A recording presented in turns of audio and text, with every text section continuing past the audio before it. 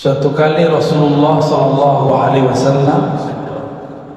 didatangi seseorang dan dia bertanya, "Wahai Rasulullah, inna syara'i al-Islam qad kasurat alayya." Syariat Islam sudah terlalu banyak yang saya dengar. Bingung mau mulai dari mana. Tolong tunjukkan aku amalan yang mencakup semua itu. Lalu baginda Rasulullah SAW mengatakan, "La yazalu lisanuka rataban bidzikrillah." Jika syariat Islam terlalu banyak bagimu, ilmumu sudah kebanyakan, lalu kamu bingung mulai dari mana, maka ketahuilah amal yang paling mencakup semuanya, tujuan dari amalan itu cuma satu, zikrullah. Maka kemudian Nabi mengatakan, la yazalu lisanuka ratban bi dzikrillah. Lisanmu senantiasa basah, tergerak untuk menyebut-nyebut nama Allah. Lisan itu ada dua, ada lisan zahir, ini dia. Ada lisan batin, lisan qalbi. Tujuan dari lisan ini supaya lisan yang di qalbu ikut berzikir. Duluan mana yang berzikir? Qalbu atau lisan? Qalbu. Itu mukmin namanya. Tapi kalau duluan lisan, itu namanya munafik. Imam Ghazali ditanya muridnya mengenai tingkatan orang baca zikir. Apa kata beliau? Tingkatan pertama, lidah membaca, hati melayang. Benar ya? Baca la ilaha illallah, pikiran kemana-mana. Benar. Itu sebenarnya sudah munafik kecil itu. Karena idza hadatsa kadzaba, kalau dia berbicara dia bohong. Dia mengatakan la ilaha illallah tapi qalbunya melayang-layang. Maka itu munafik kecil. Nifaq sughra. Munafik kecil itu berbahaya kalau dibiarin. Ya. Oleh karena itu kalau baca la ilaha illallah harus bersamaan qalbu dengan lidah, bahkan mulai dari qalbu. Ya, lihatnya ada foto Syekh Fadil, Syekh Fadil pernah menginjakkan kaki di sini, ya? Pernah ya? Nah, beliau zuriat Syekh Abdul Qadir Jilani dan yang menyelamatkan karya-karya Syekh Abdul Qadir Jilani, ya, salah satu pemegang sanad kitab-kitab beliau, ya. Syekh Abdul Qadir Jilani itu keturunan Sayyidina Ali, jadi beliau Sayyid juga, maka disebut Sayyidi Syekh atau Sidi Syekh. Dan ajaran beliau yang paling dikenal adalah ajaran la ilaha illallah, baik zikirnya keras ataupun lembut. Maka sekarang dimanapun di dunia, kalau ada orang zikirnya sedikit keras, la ilaha illallah, itu pasti murid-murid daripada orang yang bersanad bersilsilah kepada Syekh Abdul Qadir Al-Jilani, ya.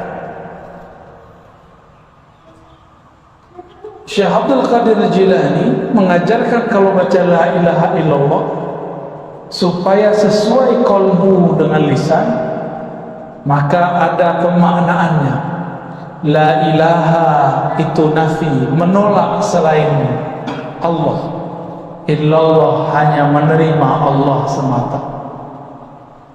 Ya. Duluan mana? Menolak atau menerima? Coba buka ayat kursi. Allahu la ilaha illahu. Allah dulu baru la ilaha illahu. Allah itu isbat, kita tetapkan dulu nama Allah di qalbu, baru baca la ilaha. Ilaha dengan pikiran. Maka kalau orang belajar zikir dalam thariqah, itu pasti la ilahanya diarahkan ke pikiran. La ilaha, itu kan? Itu rahasianya begitu. Karena pikiran ini bisa mikir banyak. Kalau kolbu nggak bisa banyak, kolbu cuma satu. Kolbu hanya mampu memikirkan satu, hanya mampu mengarah kepada satu. Nggak bisa dua. Ya, tidak ada dua kolbu di satu dada, nggak ada. Ya.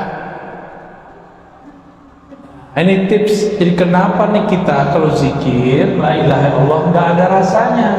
Karena tidak mengikuti teknik ayat kursi. Nah, ini teknik ayat kursi. Sebelum baca la ilaha illallah, sebut dulu nama Allah di qalbu. Allah, Allah, Allah. Isbatkan dulu, tetapkan dulu nama Allah di qalbu. Baru baca la ilaha, dihunjam lagi ke tempat kolbu yang tadi baca Allah illallah. Kalau nur ketemu nur, disebut nurun ala nur. Nama Allah itu cahaya, kita masukin lagi nama Allah, cahaya lagi, cahaya berlapis-lapis cahaya.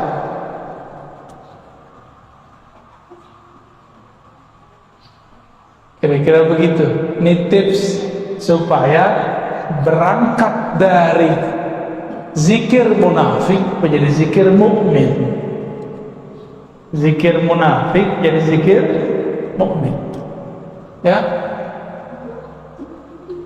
Kolbu ini terganggu kalau mata melihat. Maka kalau zikir, kata Nabi, ghammid ainaik, wahai Ali, pejamkan matamu. Jadi kalau zikir, mau subhanallah, mau alhamdulillah, mau Allahu akbar, apalagi la ilaha illallah, pejam mata ya. Ustaz, Buya, Syekh, saya kalau zikir pejam mata tambah banyak yang kelihatan. Wah, berarti belum isbat nama Allah di kolbu. Ya. Kenapa ada namanya titik-titik zikir? Untuk memfokuskan qalbu, untuk membatasi pikiran yang melayang-layang. Maka ada namanya titik-titik zikrullah. Ya, kita ini kalau jalan nggak pakai GPS, bingung mau kemana. Maka teknik diambil dari titik pusat, dibawa ke ubun itu, semua itu namanya GPS la ilaha illallah. Ya, nikmati, jangan bilang ini kayak bid'ah, jangan begitu. Ya, orang sudah nangis di zikrullah, kita masih mikir. Ya.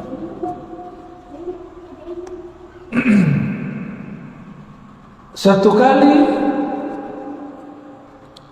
Nabi bercerita, nanti kelak di akhir masa, yaitu hari kiamat, pada masa hisab dan mizan, ada seorang hamba dalam track record hidupnya tidak pernah berbuat baik secara zahir.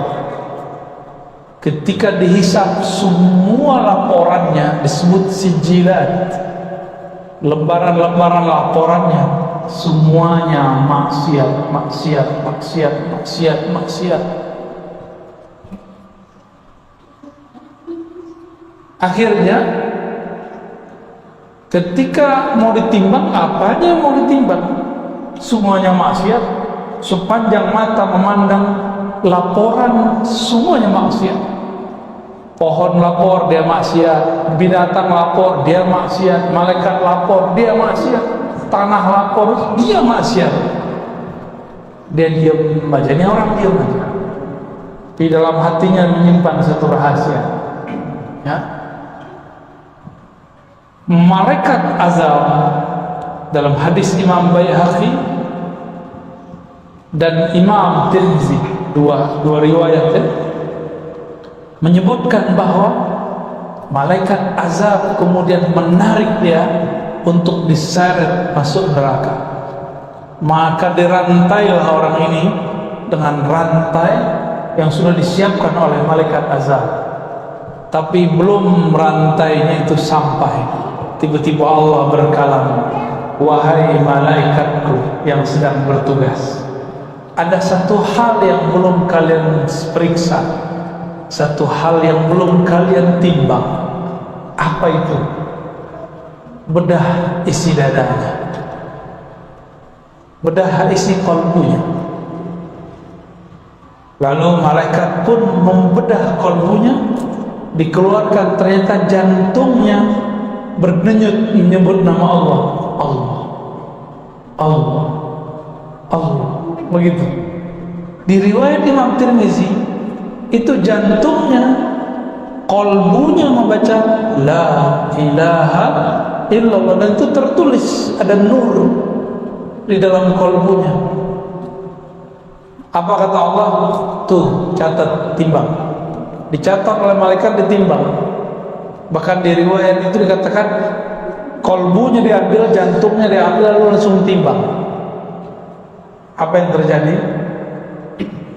Yang tadi amal baiknya tiada waktu timbang, sekarang ketika kebenaran la ilaha illallah ditaruh, langsung begini.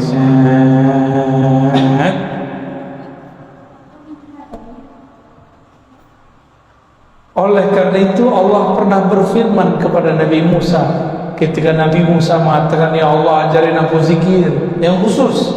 Allah mengatakan kul la ilaha illallah, baca la ilaha illallah. Kata Sayyidina Musa, itu juga banyak yang amalin ya Allah. Jadi ternyata Nabi Allah itu udah kayak teman ahlullah, keluarganya Allah, udah kayak teman. Ya Allah, ini kan udah biasa, orang tetangga juga baca la ilaha illallah gitu. Ya, samanya manjaan dengan Allah Subhanahu wa ta'ala. Lalu apa kata Allah? Musa, timbang langit dan bumi dengan kalimah la ilaha illallah. Itu masih berat kalimah la ilaha illallah.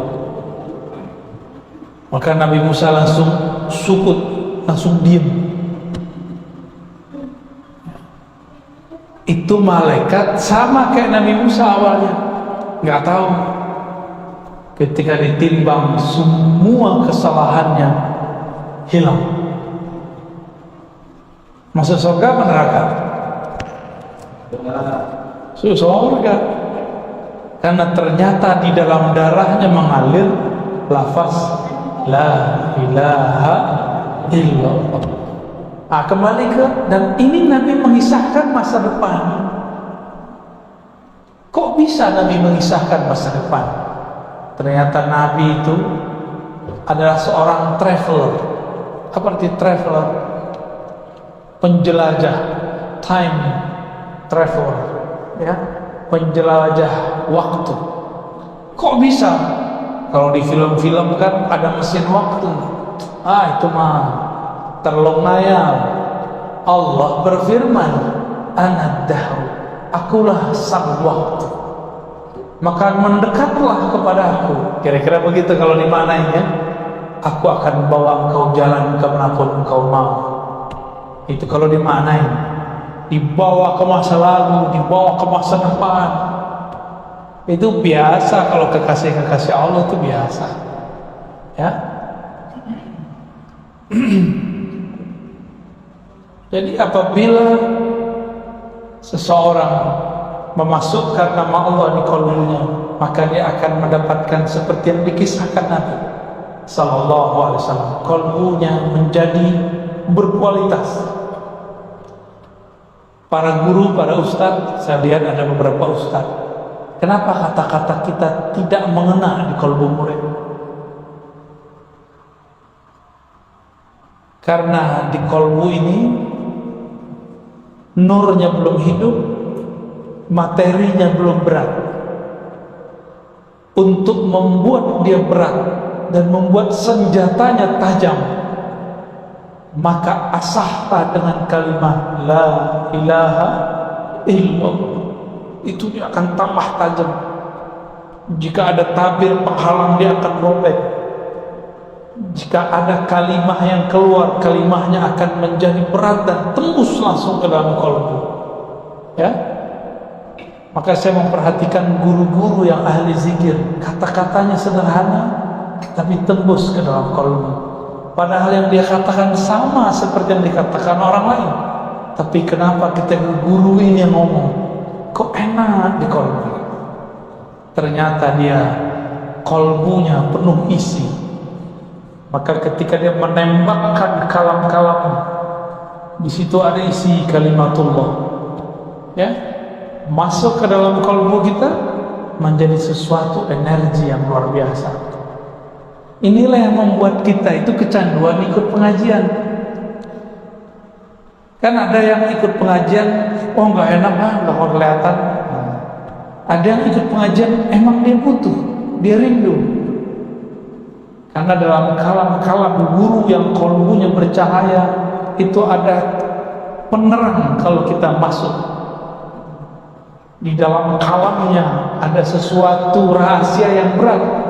Jika masuk ke dalam kalbu kita ikut menjadi berkualitas. Kita ini sering nabung duit, benar ya? Benar. Orang kalau banyak tabungannya bisa bagi-bagi nggak? Bisa bangun rumah? Bisa beli apa aja? Sama. Orang kalau sering nabung kalimah Allah di kalbu, dia punya tiket khusus kepada Allah.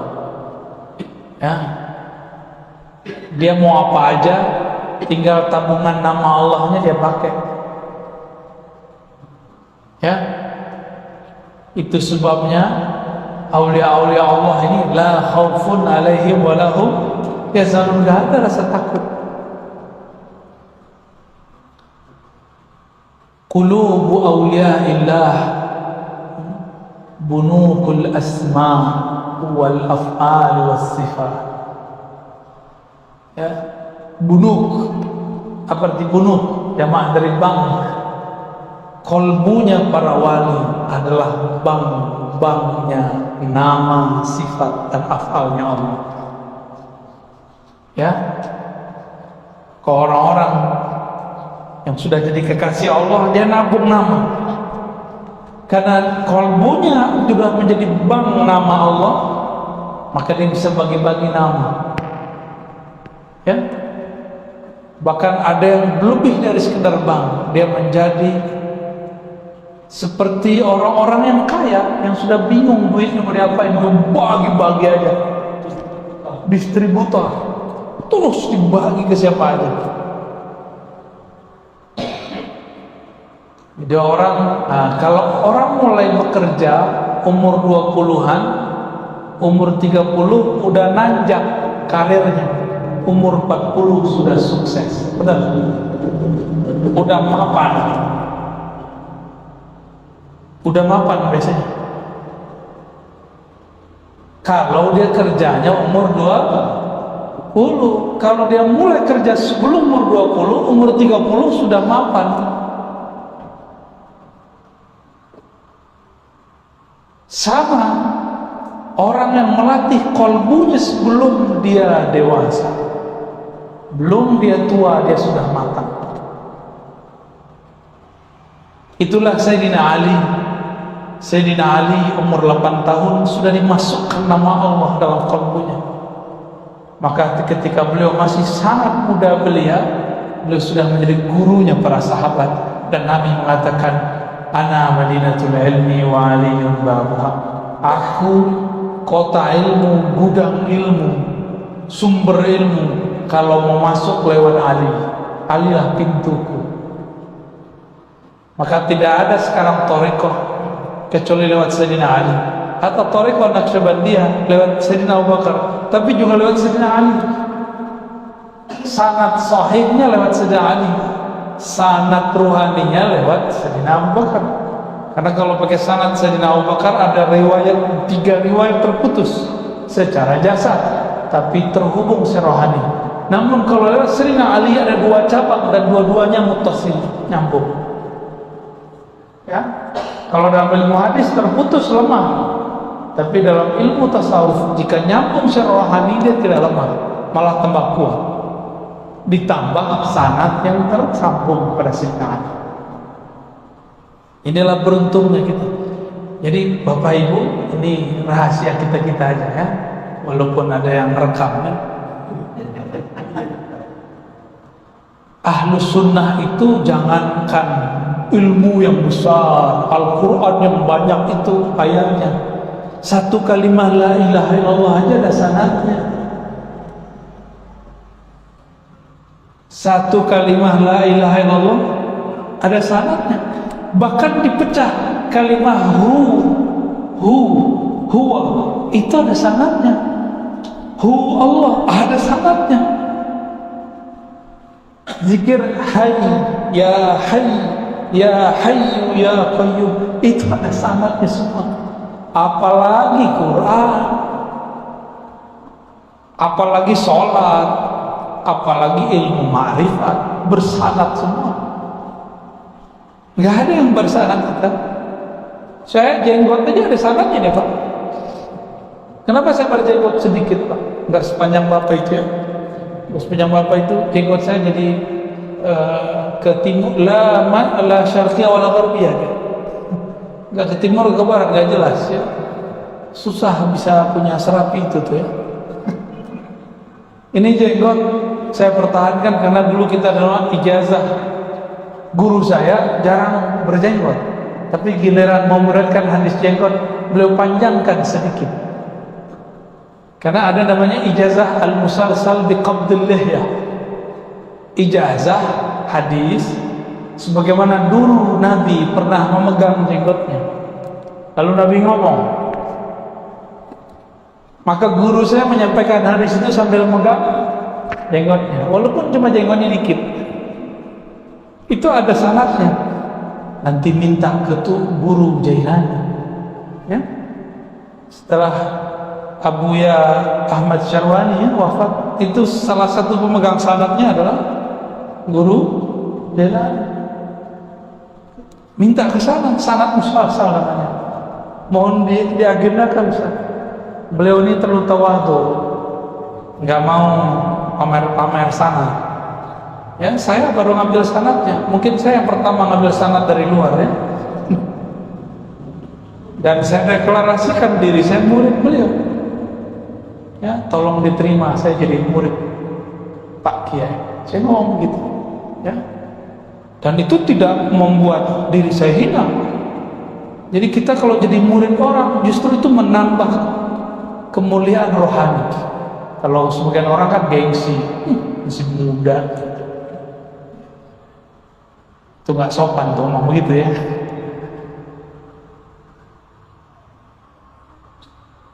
Jadi jenggot ini ada sanadnya nih Pak. Hampir kalau celana nggak ada sanadnya, nih bid'ahnya. Kalau ini ada sanadnya. Tasbih aja nih ada sanadnya. Ini ada sanadnya. Jadi nggak ada kita punya amal kecuali kita bersanad, lah dituduh bid'ah. Dia bilang wirid pagi sore kita bid'ah. Dia bilang zikir ba'da sholat kita, tahlil kita bid'ah. Kan lucu. Nabi ngomong, syariat Islam yang paling mudah kamu kerjakan, la yazalu lisanuka ratban bidzikrillah. Lisanmu senantiasa sibuk basah menyebut nama Allah.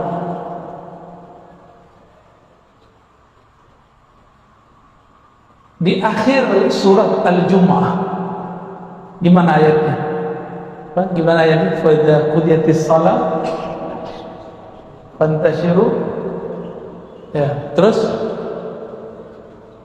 ya, kawan kita pakai ayat itu dalil untuk membatalkan zikir ba'da sholat. Kan kacau itu Pak. No, ayatnya apabila selesai sholat Jumat maka langsunglah kamu bertebaran mencari rizki Allah. Ya salah. Kalau mau berdalil jangan pakai terjemahan. Ya. Kita mentafsir saja itu ada sanadnya, disebut tafsir bil ma'thur. Gak boleh asal-asal ngomong. Jika selesai sholat fantashiru, maka bertebaranlah. Ini dalil bahwa ba'da sholat gak boleh berzikir. Bid'ah mimpin zikir. Kata kawan, kita tanya sama dia, boleh nggak mentakwil, mentafsir dengan ra'yu dan akal pikiran? Oh, nggak boleh. Kita tanya balik, kamu tahu tafsir itu dari mana? Oh, itu dari teksnya. Berarti dia pakai akal-akalan. Yang ngerti makna ayat ini siapa? Rasulullah Sallallahu Alaihi Wasallam. Rasulullah pada sholat Jumat langsung bertebaran atau zikir dulu? Zikir dulu. Tapi ada dua riwayat yang berbeda. Sayyidah Aisyah punya riwayat, beliau tinggal di rumah. Kata Sayyidah Aisyah, Nabi kalau pada sholat baca istighfar, lalu Allahumma anta salam dan balik. Kata Sayyidah Aisyah. Tapi kata Sayyidina Abu Hurairah, kata Sayyidina Abdullah bin Umar, kata Sayyidina Abdullah bin Abbas, Abu Sa'id Al-Khudri, Jabir, Ibn Mas'ud, semuanya sepakat meriwayatkan Nabi kalau pada sholat itu zikirnya beragam. Ada yang istighfar ini, ada yang istighfar itu, ada Allahumma anta salam, ada yang la ilaha illa syarikalah, Allahumma la mana lima a'taita, ada yang zikir Fatihah, ada yang subhanallah 3 kali, ada subhanallah 25 kali, begitu beragam. Oleh guru-guru kita dulu, ketika Tuan Guru Syekh Muhammad Arsyad Al-Bajari pulang dari Madinah, maka dia ajarkan murid-muridnya ada namanya perukunan. Benar, di perukunan itu amal orang Madinah dulu. Jadi kalau kita datang ke tempat-tempat orang tua-tua lama di Madinah, itu zikirnya sama seperti yang ada di perukunan. Persis sama, nggak jauh beda. Astagfirullahaladzim, allazi la ilaha illa huwal hayyul qayyum wa atubu ilaih. Ada semua. Min dzalika billazi alam, ada semua. Habis itu Allahumma anta salam, habis itu la ilaha illa syarikalah, habis itu Fatihah, ayat kursi. Ya, benar enggak? Habis itu surah Al-Imran, ya. Inna dina indallahi al-Islam. Habis itu baru tasbih 33, hamdah 33, Allah Akbar 33, tahlil. Ditutup dengan asyhadu an la ilaha illallah la syarikalah, ilahu wahidun wa rabban syahidillah. Semuanya itu amalan mereka semua. Dulu diamalkan oleh orang Madinah. Sekarang di Masjid Madinah amal itu sudah tidak ada. Pindah ke Pulau Kalimantan, ya. Pindah ke Balikpapan. Udah dibuang oleh orang mereka. Maka kita nggak boleh bercerita tentang Nabi satu riwayat. Ada kaedahnya. Jika riwayatnya tentang isi rumah tangga, amal Nabi di dalam rumah, maka riwayat istri-istri Nabi lebih sahih. Contoh, cara Nabi buang air kecil, cara Nabi mandi, cara Nabi tidur, amal-amal yang Nabi lakukan di Madinah, di ruang rumah, maka riwayat istri-istri Rasulullah SAW itu lebih kuat. Adapun jika riwayatnya berkaitan dengan luar rumah, maka riwayat sahabat dianggap lebih kuat. Nah, ini ada ilmunya, ada kaedah-kaedahnya begitu. Al-Imam Al-Hazimi, Abu Bakar Al-Hazimi Al-Hafiz Al-Syafi'i, itu punya kitab yang Al-I'tibar fi Nasikh wal Mansukh. Beliau menyebutkan 50 cara menyelesaikan riwayat-riwayat yang berbeda-beda. Salah satunya ketika Aisyah mengatakan Nabi baca astagfirullah, Allahumma anta salam, lalu pulang dengan riwayat dari sahabat-sahabat yang lain. Itu beliau punya kaidah bahwa yang kuat adalah zikir yang banyak. Tapi sesekali jika sibuk, beliau selesai langsung pulang. Ya, kalau orang sering menyebut-nyebut nama Allah, maka nama Allah itu menjadi kredit, menjadi kekuatan, menjadi tabungan dalam kalbunya. Jika dia sudah menabungnya lama, disiplin, maka satu nama masuk ke dalam kalbu, Allah beratkan 10 kali. Satu nur masuk ke kalbu, Allah lipat gandakan 10 kali. Orang ini kalbunya nanti akan lebih terang daripada orang lain. Ya, lebih terang. Orang ini kalau punya kalam, kalamnya lebih berat, lebih terasa daripada orang lain. Kira-kira itu. Ini masih jam 11 saja nih ya. Wah, kebalikan 11. 1 tambah 1 sama dengan 2. Ya. Selisih ini sudah disyahadatkan. Syahadat orang Balikpapan. Itu jam akhirat loh ya.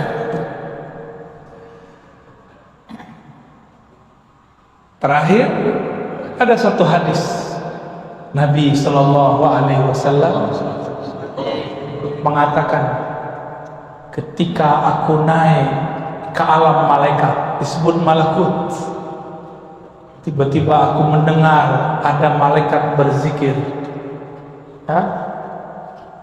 Apa zikirnya? Subhana Rabbiyal Azim bihamdi. Ada lagi Subhanallahil Azim, Subhanallah bihamdi, Subhanallah bihamdi, Subhanallah azim. Itu diulang-ulang. Subhanallah azim, Subhanallah. Diulang-ulang terus. Jadi ternyata ada malaikat dari awal dicipta zikirnya satu aja. Subhanallah bihamdihi, Subhanallahil azim. Itu jadi zikir kita kan? Itu zikir malaikat di alam malakut, di alam malaikat. Malaikat itu nggak minum ini, minumannya zikrullah. Malaikat itu nggak makan daging, nggak makan ikan, dia makan zikrullah. Maka kalau ada majelis ilmu, majelis zikir, itu malaikat dari langit turun ke bawah, itu kenyang, dia bukan main. Jadi Allah itu memuliakan manusia dengan apa caranya? Kitalah yang menyajikan makanan-makanan malaikat. Bid'ah nggak ngaji begini? Jadi lebih mulia siapa sebenarnya? Yang ngestok makanannya malaikat kita sebenarnya. Itulah rahasianya. Ini rahasia kita yang kedua, yang terakhir. Kenapa rumah wali-wali Allah senantiasa didatangi, dikelilingi malaikat? Karena mereka dapat sajian terus di situ. Sebagaimana Sayyidina Ibrahim, setiap kali ada tamu datang dia buatkan makanan. Dia lupa kalau yang datang, kalau saking asiknya. Beliau ini hore kalau ada tamu, beliau girang sekali masak untuk tamu. Kalau kita kan, datang lagi, beban lagi nih, gitu ya. Nabi Ibrahim bukan orang kaya, tapi beliau menyediakan beberapa ternak. Kalau ada tamu datang, dia gulai, dia kubuliin, kira-kira gitu loh sarannya. Beliau langsung masak dengan tangannya. Ternyata satu kali yang datang 3 orang itu bukanlah manusia. Sudah dihidangkan nasi, makan, kebuli, kira-kira begitu. Nggak disentuh. Malaikat minat nggak sama nasi? Minat nggak sama gandum? Minat nggak sama daging? Sama janda aja dia nggak minat, sama gadis aja dia nggak minat. Itu malaikat. Kalau kita mah minat-minat aja, karena kita bukan malaikat. Karena baru asik, di situ baru sadar. Jadi rutinitas kita kadang membuat kita terhalang daripada memandang rahasia-rahasia. Maka saya apresiasi siang-siang bolong begini, jam kerja masih pada datang ke majelisnya. Gak ngantuk-ngantuk lagi, tidur lagi ya. Ajib. Itu ruh antum tuh yang ngawasin itu. Ya. Kalau ruhnya nggak hidup, nggak mungkin datang siang-siang begini. Kalau orang yang akalnya lebih kuat, dia ngomong, ngapain sih siang-siang bolong ngaji? Ini yang punya Darul Ihsan ini aneh. Pasti gitu ngomongnya. Ya, saya sibuk, enakan tidur kan jam segini. Habis makan enakan tiduran ya. Ya, molor. Enakan rebahan. Ya. Tapi ruh kita mengajak yang lain. Nah, orang-orang seperti ini didatangi malaikat. Ini amalan Nabi, amalan malaikat. Malaikat mau tugas mau menghancurkan kaum Bani Lut. Nabi Lut itu masih anak pamannya Nabi Ibrahim. Maka ini malaikat malaikat Jibril, pemilik jenderal bintang 4-nya malaikat, turun sawannya sama Nabi Ibrahim, sawan dia. Maka ini sunnah, kalau kita sampai di satu negeri, satu kampung, kita bilang kepada orang yang membawa, bawa saya kepada kiai tua, kiai sepuh, ulama bersanad. Ini sunnah. Ya, terima kasih tadi panitia yang sudah membawa saya kepada Kiai Jailani, ya, pewaris sanadnya Kiai Ahmad Syarwani dan anak-anak beliau tadi, ponakan beliau tadi. Ya, Al-Banjari tadi namanya. Syukran. Semoga pesantren ini dapat keberkahan Kiai. Ya, amin. Amin ya rabbal alamin. Ya, wassallallahu ala Muhammad. Nabi memerintahkan ahibbu ahla baiti hubban, cintai ahlu baitku karena cinta kepadaku, karena di darahnya ada darahku. Cinta aja, bukan berarti harus ikut dia. Kan Habib ini Sayyid, Sayyid itu kalau nggak ngaji ya jahil juga. Sayyid kalau nggak bermakrifat ya jadi musuh Allah bisa. Ada Sayyid murtad, ada, saya kenal beberapa. Ada, serius, ada yang ateis juga, ada yang main-mainin Quran juga ada, dia nggak percaya. Tapi kebanyakan kan ada darah nur yang mengalir dalam dirinya. Makanya para sayyid ini mudah sekali terpanggil kepada Allah Subhanahu wa ta'ala.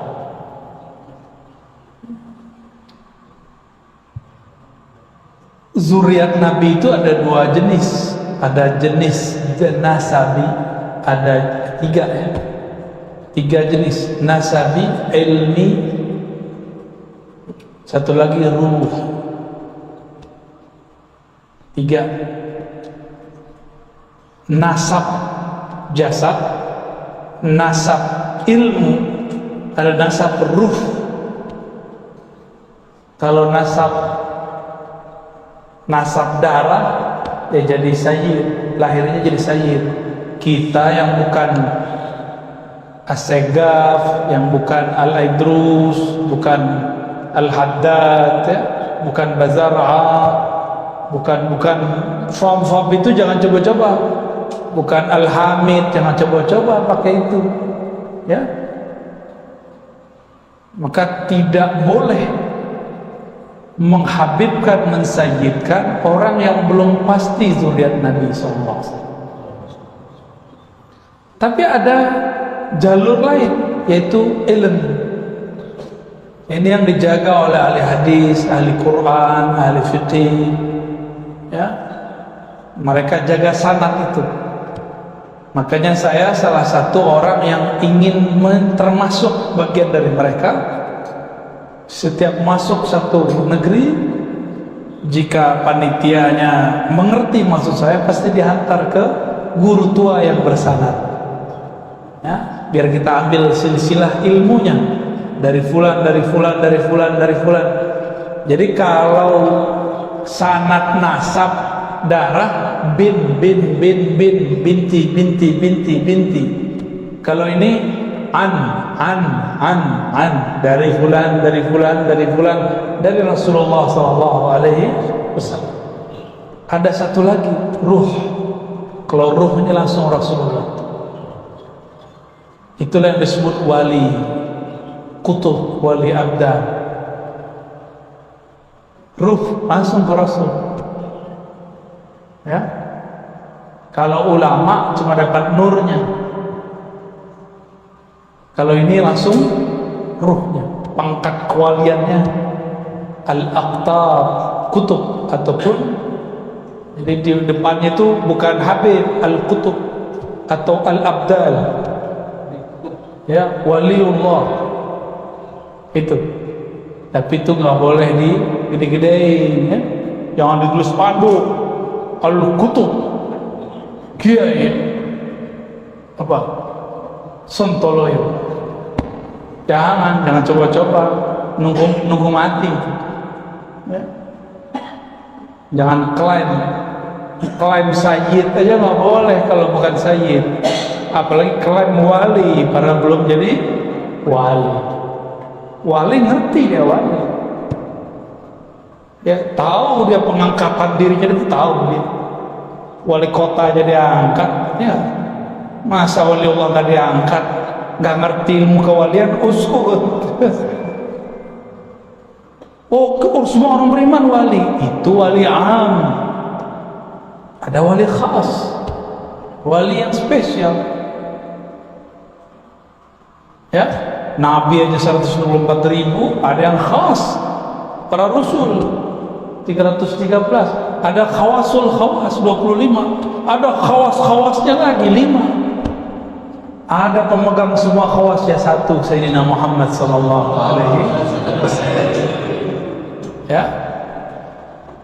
Apa kata Nabi ketika ada seorang sahabat bertanya, Abu Dzar atau Abu Darda, "Ya Rasulullah, nanti engkau di mana, saya di mana?" Mesti di surga. Apa kata Nabi? Nabi ngerti maksud dia. Dia pengen bersama Nabi. Jawaban baginda Nabi SAW, "Anta ma'aman ahbabta."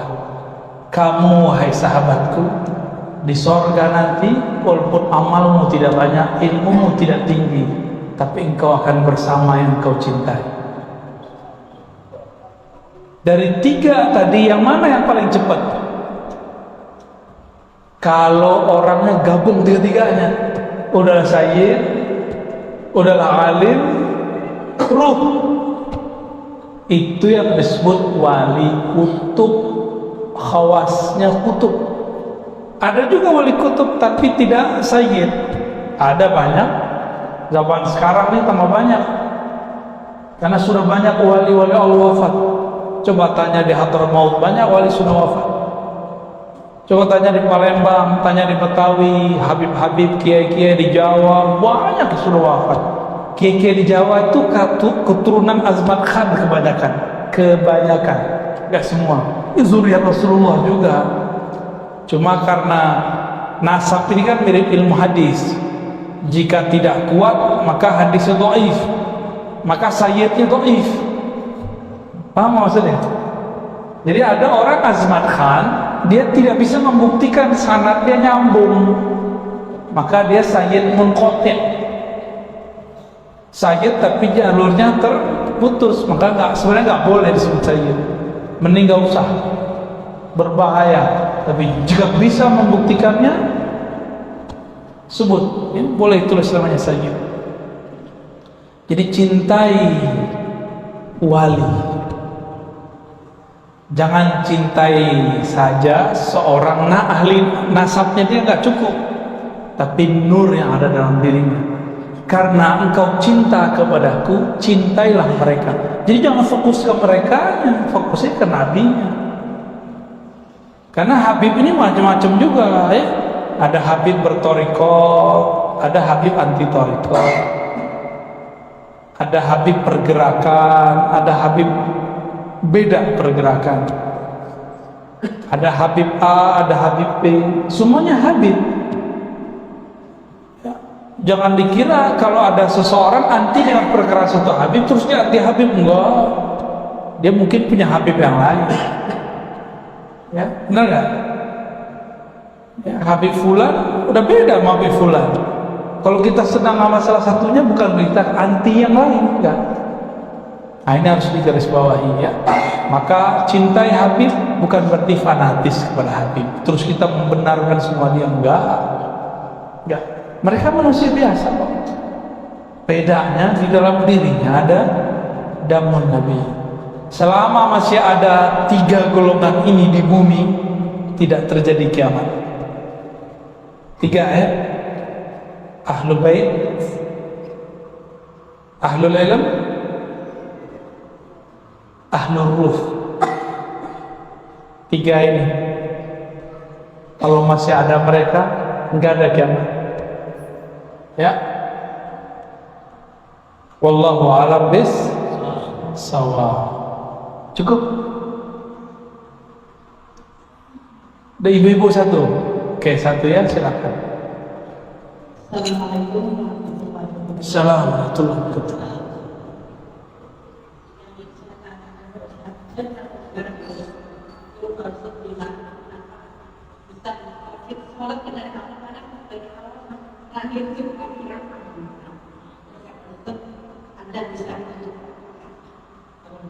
Anda bisa jelaskan satu.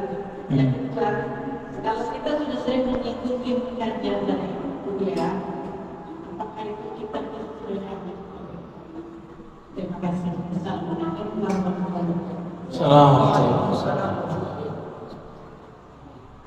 Sholat kok pikiran banyak, katanya ada cara cepatnya. Ya, cara cepatnya sebelum sholat, ingat-ingat dulu kita mau nyembah siapa. Kenali dulu dia, kita mau nyembah siapa. Kalau kita kenal dengan yang akan disembah, langsung gemeteran di dalam. Karena kita nggak kenal siapa yang kita sembah, maka kita banyak pikiran. Ini siapa ya? Siapa yang banyak yang datang.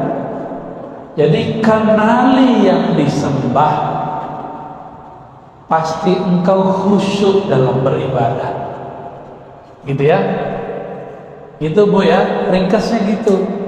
Lalu gimana caranya? Ya datang dong ke ahlinya. Tidak semua kiai itu ahli ma'rifat. Ahli ma'rifat cuma wali Allah.